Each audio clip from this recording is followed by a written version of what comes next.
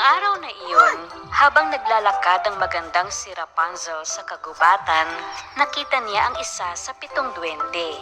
"Ano ang ginagawa mo dito?" tanong niya sa duwende. Sinabi ni Happy Dwarf na gagawa siya ng kwintas na balahibo ng ibon para kay Snow White sa kaarawan nito. At inanyayahan niya si Rapunzel sa pagsasalo. Ikinatuwa ito ni Rapunzel.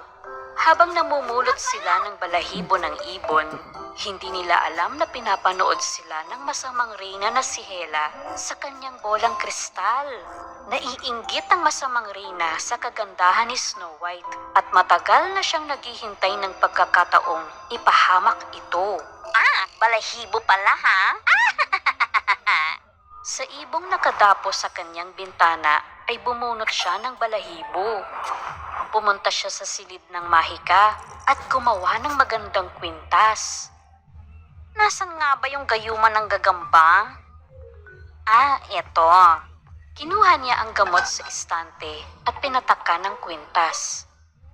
Samantala, si Doc Dwarf ay pinapahangina ng mga lobo at si Happy Dwarf ay nilalagay na ang cake sa mesa. Masayang-masaya si Snow White sa party na inihahanda para sa kanya. Nang oras na para magbigay ng regalo, may kumatok sa pinto.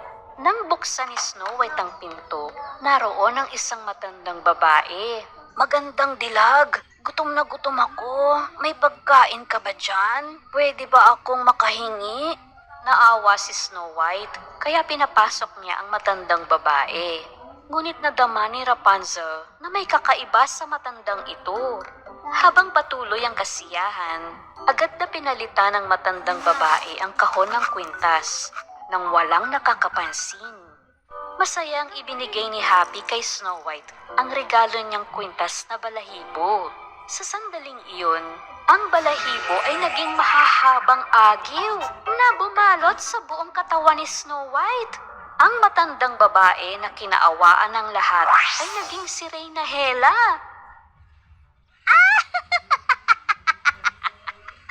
Oo, ako nga. Tulong!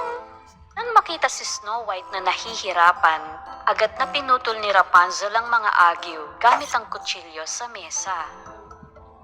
Sa sandaling dinikit niya ang nahulog na balahibo sa dibdib ni Hela. Aray! Bakit sa akin? Ang masamang reyna ay naging isang malaking gagamba. Ikinulong ni Rapunzel ang gagamba sa aparador sa tulong ni Doc. Humanga silang lahat kay Rapunzel dahil sa kanyang katapangan. "Anong gagawin namin kung wala ka, Rapunzel?" Nasabi ni na Happy at Doc. "Tunay kang ang bayani." At nagpasalamat sila kay Rapunzel.